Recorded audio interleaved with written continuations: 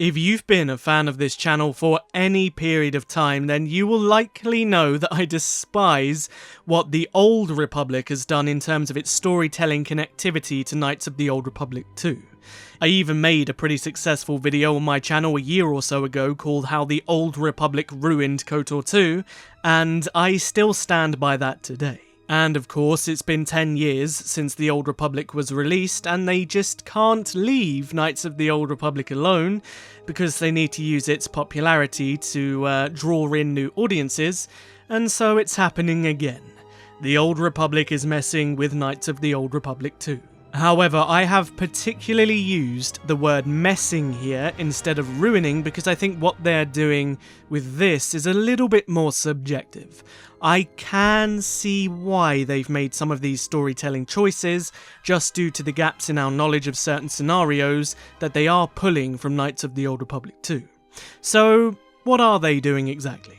Well, they're essentially playing around with Darth Nihilus and the kind of mystery that surrounds his existence. So they've recently released a new operation called the R4 Anomaly, and it revolves around the Sith Lord known as Lady Dominique, who is trying to rebuild the mass shadow generator from Knights of the Old Republic, the weapon that was used to destroy Malachor 5, and the weapon that unintentionally created Darth Nihilus. Now this whole story starts with another Sith Lord known as Lord Kanoth, and this Sith Lord was obsessed with not dying, and he began to devote his life into learning about Sith alchemy and whatnot to keep himself alive.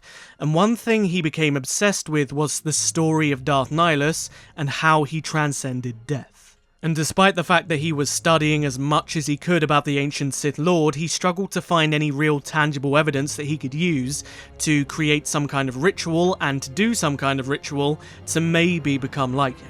However, he was then approached by the other Sith Lord, known as Lady Dominique, who discovered a gravitational shadow with the help of an artificial intelligence called Aria, which she believed belonged to the technology of the mass shadow generator that had been lost to time. With Kanoth's knowledge of Darth Nihilus and her knowledge on gravitational shadows, they convinced the Sphere of Scientific Advancement to fund their research station around the R4 Anomaly so they could study it, with the secret intent of actually becoming immortal or something. Now this group that was studying the mass shadow generator were known as the Unmasked. They were actually a cult within the Sith Empire who worshipped Darth Nihilus, and they had his mask all over their banners and as their symbol. And with the resources that were being poured into the station by the Empire, they were actually secretly using those resources to instead build the mass shadow generator instead of studying the mass shadows. And when they had built the machine to a kind of working prototype, they began to test it and to try to understand its power. But of course, it being this absurdly powerful super weapon, they could only test it in small doses. However, these small doses and the tests that they were done surrounding it had some pretty serious implications.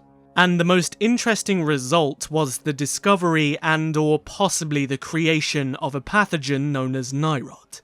It would supposedly consume whatever it touched, however those that overcome this virus would somehow become immortal. At least, that is what is kind of suggested in regards to Lord Kanoth, who is claimed in his codex entry to be somewhat like Darth Nihilus and doesn't need a body anymore, and that his spirit is, I guess, trapped in his armor. But obviously, that's not kind of true because he does get killed in the operation. And while the concept of Nihrot potentially fills in a lot of the gaps and provides new context on how the human being became the Lord of Hunger, when it comes to Darth Nihilus' story, for me it kind of takes away some important things surrounding the character. But of course, how does it do that? Well, if you're unfamiliar with the general backstory of Nihilus, we know that he is the polar opposite of the Jedi exile. He suffered the exact same fates, however he learned the opposite lesson. Instead of turning away from the wound in the Force that was created within himself by cutting himself off from it, he became consumed by it and ultimately became the Lord of Hunger. And from this, we can kind of assume that he was a Jedi who, much like the Jedi exile, had a unique way of forming Force bonds, and he was also present at the Battle of Malachor 5, giving us another indication that he was likely a Jedi. But we don't exactly know whether he was on the surface or whether he was on a ship that crashed onto it when the mass shadow generator was activated.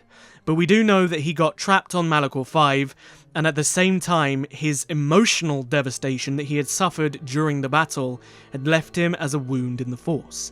And at the same time, while suffering from being a wound in the Force, he was also suffering the side effects of the shadows that were left behind by the mass shadow generator, which were a side effect, and they were making him severely ill. And despite his attempts to initially resist that feeling of hunger, it ultimately began to manifest to the point where he just couldn't do it anymore, and without intent, he accidentally consumed the life force of another survivor, which dulled his feelings, his emotions, and it satiated the hunger he was suffering. Acting as like a drug, he then proceeded to kill everybody that survived, making the hunger worse, but strengthening his power and dulling his emotions, and ultimately putting him on the radar of Darth Treya. And sometime after meeting Darth Treya and becoming Darth Nihilus, he then somehow rips his spirit from his eroding body, which was still being consumed by the fact that he was a wound in the Force, and then he places his spirit within his robes, his armor, becoming immortal. And then the events of KOTOR 2 occur. Now, one thing I do have to take into account here is that the Old Republic doesn't explicitly claim that Nihrot was the thing responsible for making Darth Nihilus ill.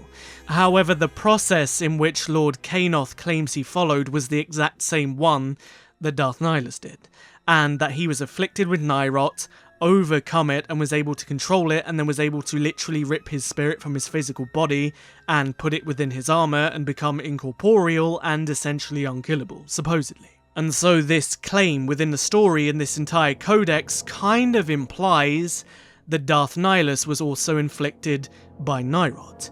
And I think the people who made this operation, this storyline, took that tiny little nugget of information about Darth Nihilus suffering from an illness while on Malachor, and they ran with it, and they used that to create the concept and the idea of this pathogen in the operation. But as I said, it doesn't ruin Darth Nihilus' character, but it does certainly mess with it to an extent.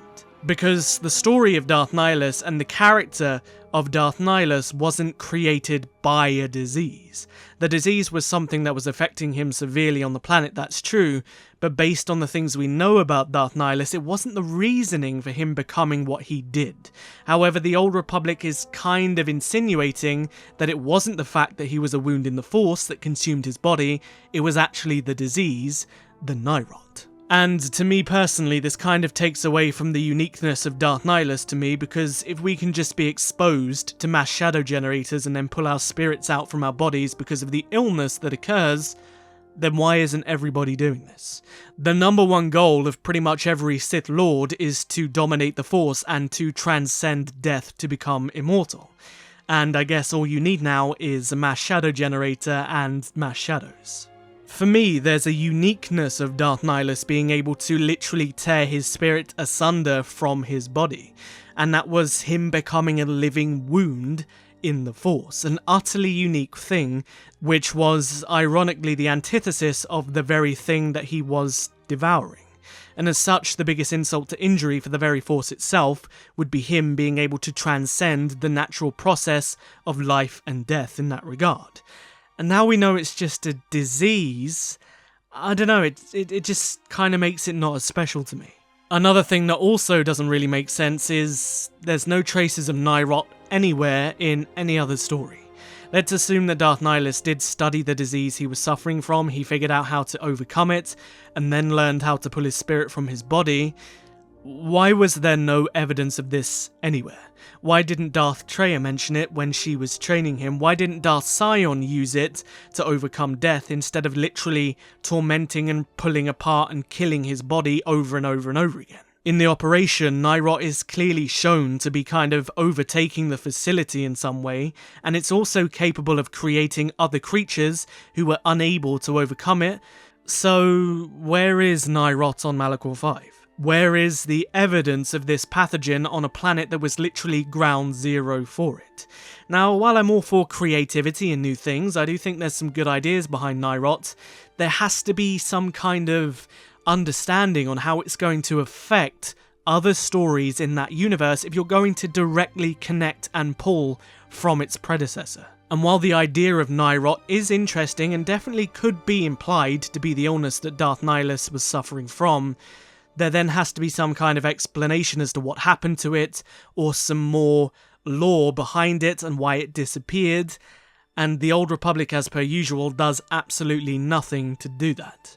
Yes, we could assume that Nihilus just eradicated Nihrot after he figured out how to dominate it, or perhaps the version of Nihrot that we see in the Old Republic is just one that's expanded upon and manipulated by Lord Kanoth, but I still feel like it just creates more questions than it gives answers, and not good, fun questions. And when I learned that they were using Darth Nihilus as a kind of central figure for a cult that were dedicated to him and learning about the mass shadow generator, I thought that was really cool. That sounded like something that was interesting and creative, and maybe a kind of redemption arc for every other terrible story that connects to Knights of the Old Republic 2 in the Old Republic.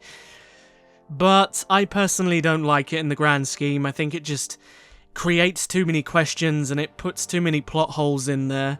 But with that said, I mean, silver linings, I guess, right? We can say it didn't ruin Nihilus the way that they did ruin the Jedi Exile. However, I am curious to know what you think about this entire operation and the storyline it presents with the Unmasked, the Nihrot, and the mass shadow generator at its centre, so if you do have any opinions, let me know down in the comment section below, because I'm really curious to see if you guys think that maybe it adds to Darth Nihilus' story, or in my case messes up Darth Nihilus' story, or perhaps go one step further and maybe you think it ruins Darth Nihilus' story. As always, if you enjoyed the video, don't forget to hit the like button, because YouTube as of late doesn't want to suggest my content. My whole channel is taking a beating because of it, and liking videos is really important to the YouTube algorithm, and it would really help me out. And if you haven't, perhaps consider subscribing to join the biggest growing Knights of the Old Republic community on YouTube. I'll see you guys in the next video. But until then, may the Force be with you. Always.